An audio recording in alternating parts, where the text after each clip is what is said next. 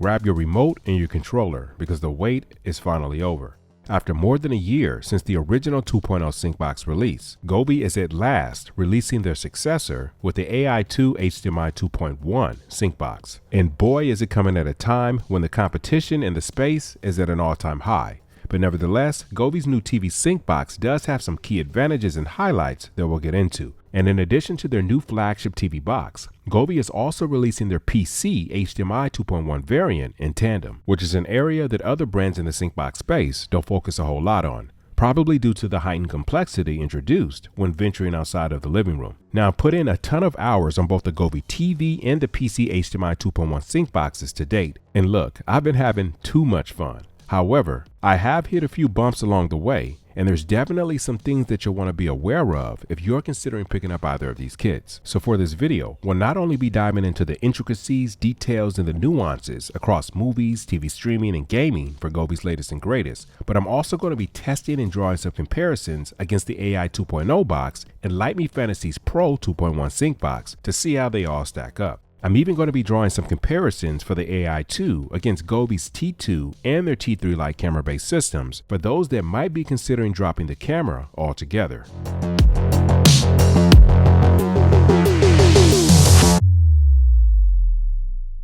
So as previously mentioned, Govee is going to be offering two variations for their HDMI 2.1 sync boxes. The TV version, model 86604, which comes in two sizes, a version that accommodates TVs between 55 and 65 inches, which is what you see here, and a version that supports displays between 75 and 85 inches. The PC version, on the other hand, model 86603, will only support displays between 27 and 34 inches. But unlike the TV version, the PC version will also ship with dedicated light bars for physically connecting to the sync box. When it comes to the TV box, the only path to get a similar experience is to use Govee's separately sold TV light bars, which have to be synced using DreamView. I really like this experience for TV, and you can position the bars however you like using the zone mapping, but the DreamView sync bars just aren't quite as snappy as having the bars physically connected. Plus, these older bars are unfortunately RGB-IC, not RGB-ICW, as with the AI2, which is a great segue. Unlike the original AI box, both the backlight and the light bars have dedicated white chips, which goes a long way towards providing better accuracy for skin tones and for more muted colors on screen. As I talk through more details, check out this snapshot of the specs for the top competition in the space. Now, the AI2 features 75 beads per meter to the AI1 60 beads per meter. And this next highlight is a big one because currently only the Philips AK box can match it. The AI2 features 5 HDMI 2.0 ports, 4 in and 1 out. The Lytmi Fantasy 3 Pro, which I have in hand, offers 3 in and 1 out, and Fancy LED's HDMI RGBW box, which I'm hoping to get my hands on real soon, features 3 in and 1 out as well. Though it looks like Fancy surpasses the AI2 in 96 beads per meter versus 75. So yeah, competition is undeniably heating up, which, much like the updated strips these brands are bringing to the table, is a huge W for consumers.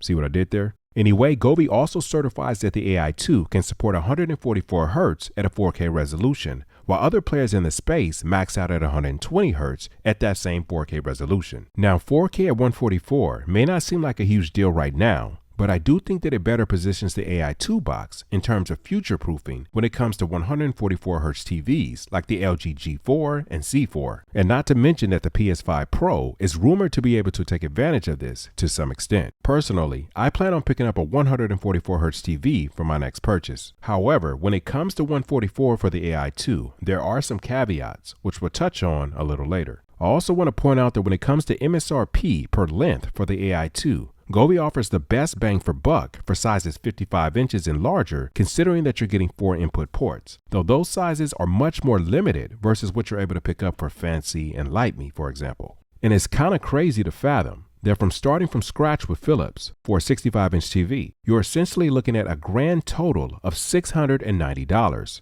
for the separately sold box, the plate gradient light strip, and the hub bridge. So here's the official AI2 PC packaging and a look inside at what you're first greeted with. And here's a snapshot of everything that's included inside. And keep in mind that you'll receive everything that you see here with the PC version for the TV model as well, with the exception of the gaming light bars. First, we have the paperwork, including manual, quick start guide, and a very useful function reference card for the supported resolutions and refresh rate combinations. We get some cable clips for additional strip support at the corners, 2 high-quality braided high-speed HDMI 2.1 cables, both measuring 80 inches in length regardless of the model that you order. The AC power brick, which I'm happy won't take up a ton of outlet space. The light bars themselves, which stand about 17 inches once assembled, and the hardwire cable that's attaching them together has a max distance of about 103 inches. The glorious 75 beads per meter light strip with the dedicated white beads. And finally, the sync box itself, which has an identical design from PC to TV, with the exception of an additional USB-C port for the PC box, which is used to physically connect the light bars. Honestly, this new sync box kinda looks like a shrunken down PS4 console in the best way possible. And here's a few side-by-sides of the original AI box versus the AI2.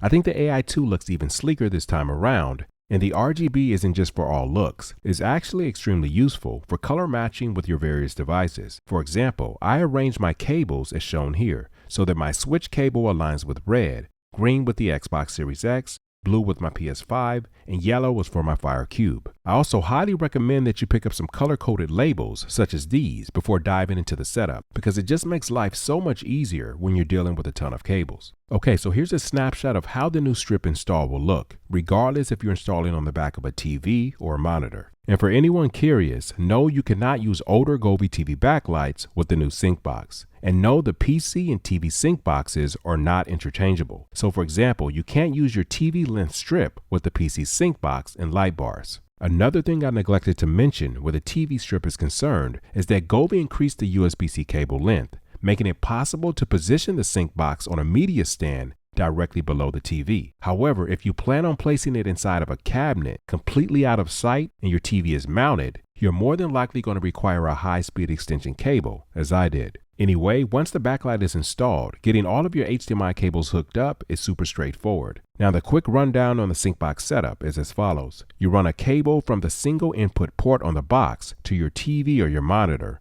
and then you connect your individual devices directly into the 4 HDMI supported ports. After that, plug the strip cable into the USB-C port, as well as the bars for the PC version, plug in the AC power adapter, and then that's all that's left to do is add the device in the Govee Home app.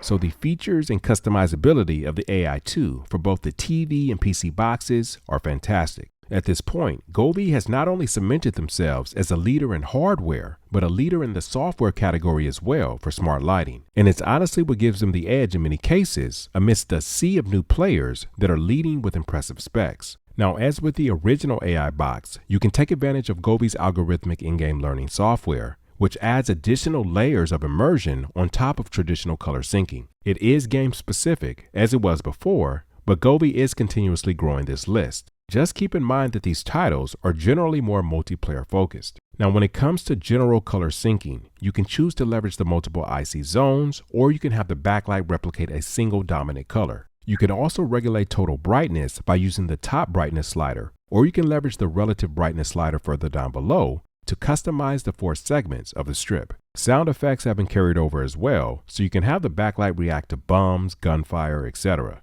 And there is now a black bar elimination toggle, which tells the box to disregard theatrical horizontal bars and vertical bars caused by older 4:9 aspect ratios. I'm also happy to see the black screen feature here as well, which allows the backlight to shut off automatically when the signal is no longer detected to the port. There's even a new addition here to this feature that allows you to customize the length of time between 5 and 15 seconds before the power off command is executed. The backlight can also auto turn on by itself when a device is powered on, and if you had Dream View active the previous time, then those sync devices will auto turn on altogether as well. However, be mindful of the auto power on feature if you're a remote player, because if you're remote playing your PS5, for example, in another room, your lights will be going off wherever your PS5 is located, wasting energy. In order to prevent this, you'll want to shift to an inactive HDMI port prior to starting up remote play. And by the way, you can customize these HDMI port icons within the settings. Now let's talk saturation.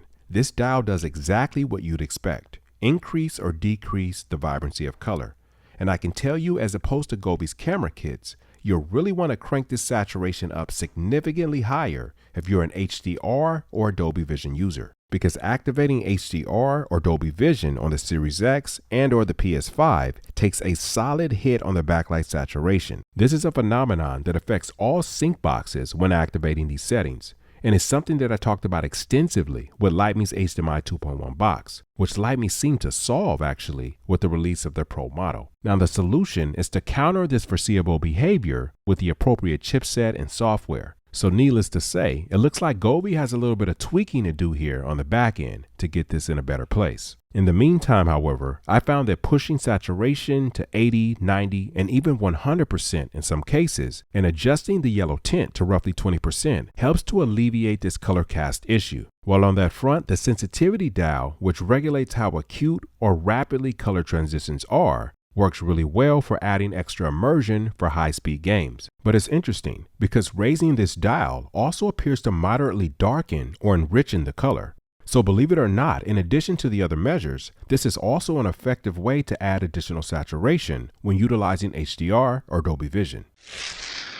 So again, Govee asserts that the AI2 sync box has support for VRR, ALLM, HDR10, Dolby Vision, and depending on your display resolution, it can support 30, 60, 120, 144, and 244 Hz refresh rates. You can see here on the Series X that we have green checks across the board, and on the PS5 with VRR set to automatic, resolution 4K, and HDR set to always, we're hitting 120 Hz at 120 FPS with VRR active and fluctuating as normal for supported titles. However, when we jump over to PC, I wasn't able to achieve 144 Hz on my Lenovo monitor that supports this refresh rate, at least not by traditional means. When pushing the signal through the box, the max refresh rate I was able to achieve is 120 Hz. Well, it turns out that this particular monitor is not supported by the box to achieve those higher refresh rates because it relies on DSC. So, from the time of this recording, here's a list of the monitors that are certified to work,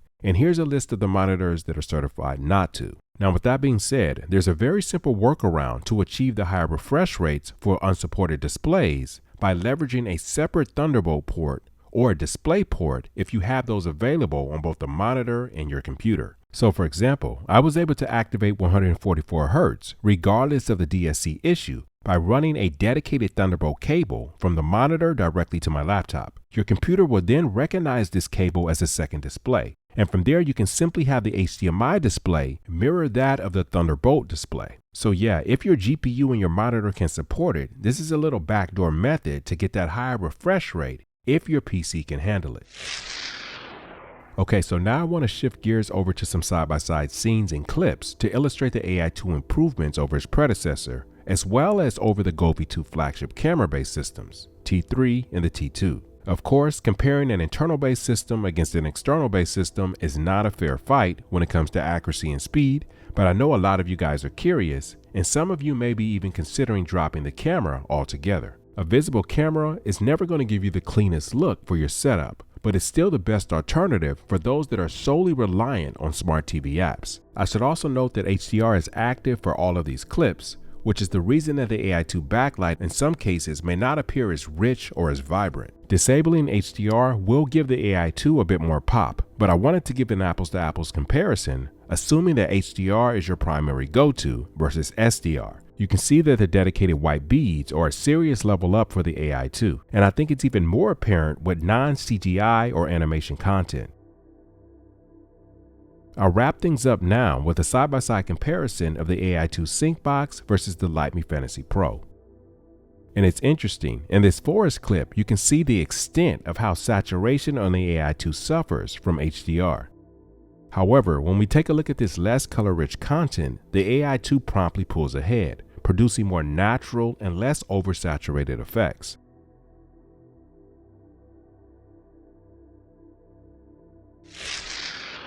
So when it comes to this type of entertainment enhancement product, I look at reliability as the most crucial and important element. And by that, I mean when I launch a VRR 120 game from the PS5 home screen and the screen goes black momentarily as information from the box and the display are exchanged, does that picture return reliably? With the AI2, the answer is a definitive yes, whereas with the original Lytmi Fantasy 3, for example, I'd say 40% of the time, that picture never returned, and the only way to bring the image back was to unplug the box, wait 5 seconds, and then plug it back in to reset the system. To Lytmi's credit, they did improve exponentially on this issue with the launch of the Pro, but this issue with the picture vanishing and never returning does still rear its head occasionally. With all of the hours that I put in on the AI2, this has never happened, and the black bar elimination and the black screen auto shut off features work virtually flawlessly. But the gripes that I've highlighted are real, and it's my job to highlight the good as well as the areas where improvement can be made.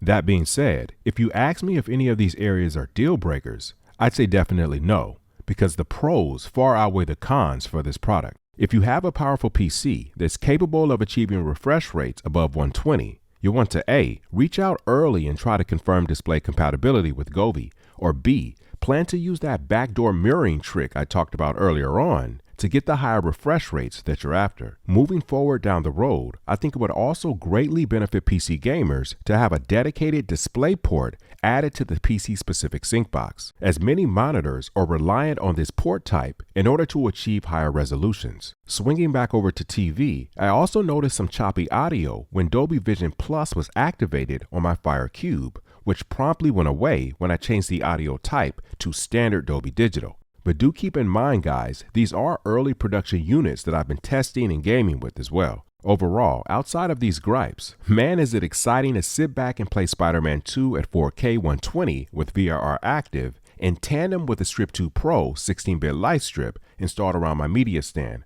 without the need of a camera. And I know the camera still gets a bad rep from some enthusiasts, but truthfully, it's still the most seamless, hassle-free way to fly, even today. If you're married to your TV apps, it's the only way to go, because every single sync box in existence requires a separate streaming source from your TV. And if you're on PC and you've got a supercomputer and you're a technicality buff, don't forget that Govee's PC desktop mirroring software is still a viable solution. Only thing is that it's Windows specific and it has DRM issues.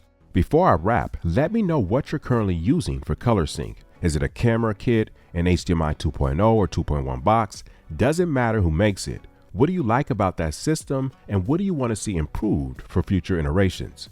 As always, thanks for watching and supporting the channel, and I will see you guys in the next one.